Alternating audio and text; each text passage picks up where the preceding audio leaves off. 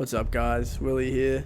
Just with a bit of dark and darker content. I want to show you my favourite gold farm in Goblin Caves, which can produce anywhere from 800 to 1200 gold an hour pretty easily. Obviously there's some RNG thrown in there, and whether you extract or not obviously is going to matter as well. But without further ado, let's get to it. So there's two spawns that will put you right on top of the place we want to be. If not, you're going to have to run it. Luckily this fighter was scared for some reason and chose not to kill me. So we get past that for free. We're just going to keep on running. You'll see in the bottom of the map now, right in front of us, there's kind of these two dotted lines. Yeah, I kind of went the wrong way here, but right here, this room in front of us, there's two dotted lines you can see on the map. That's what you want to be aiming for. Whether you're on this side of the kind of what place you want to be, it doesn't really matter. You can just go over here, run down these stairs, get past the trap, hug the left, and you can break that barricade you saw on the wall, or you can run over here and do the full clear that we'd normally do with the other spawn. So what you do is, let's clean up the mobs on us. Obviously, I heard there's an archer near me, or a ranger. Obviously, he must have gotten the spawn for the spot, so we're going to have to contest him for it. It is what it is. So that's why you see me play a bit more cautious here. We got a nice falchion, which we actually end up selling later.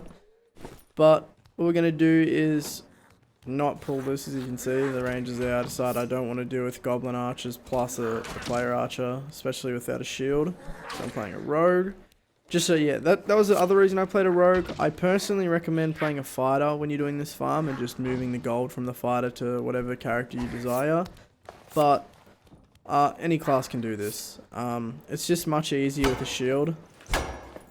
But we're going to break this barricade, and we're kind of in the midst of the farm now.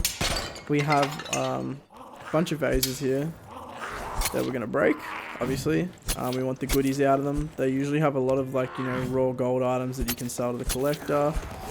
And there's kind of like this pack of 3 in here. What you want to do is pull them one by one, if you can. Sometimes you'll be able to pull just both the footmen and then the mage will stay away, so you just got to deal with that. There's also a mummy spawn just there, as you saw. You can get stuck on it, so just be really careful of making sure you clear that out before anything else, because even I have fumbled that a few times. The ranger is still near me at this point, so I just wanted to grab this health pot to be safe. Make sure he couldn't run up on me and get me in the back. But we're pretty much right where we want to be right now in terms of timing. We've got a good zone. We've cleared out all the mobs that are on top of all the stuff we want to open and smack. So pretty much all good now. Tip for mummies, by the way, is when the arms go over the head, you just have to move left or right. You don't have to do anything else. So this run wasn't great in terms of the spawns we got. We got a bunch of potions, and usually they'd be raw gold items, but it is what it is. But the other good thing about those shelves is you can find some pretty sick rings and some pretty sick pendants dropping there, which is super useful as well. So we get all these vases, and then we'll get the chests as well.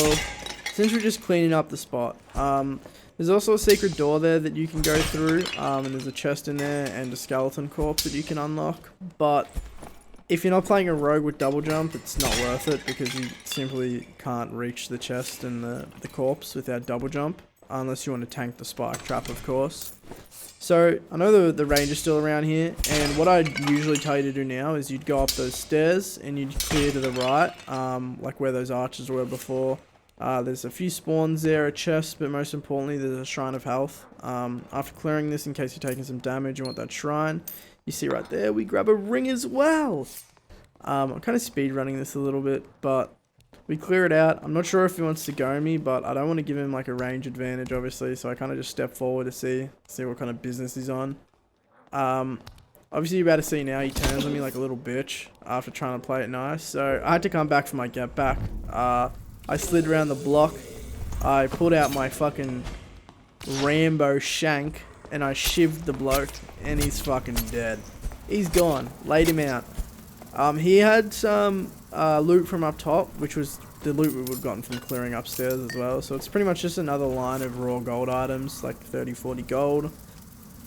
And then what we're going to do is just check for any more. I'm greeting hard there, but get this last phase, and then we're gone. We're outie. Now at this point, it's pretty much just try to collect some scraps, and most importantly, get yourself out. You really want to be extracting on these runs.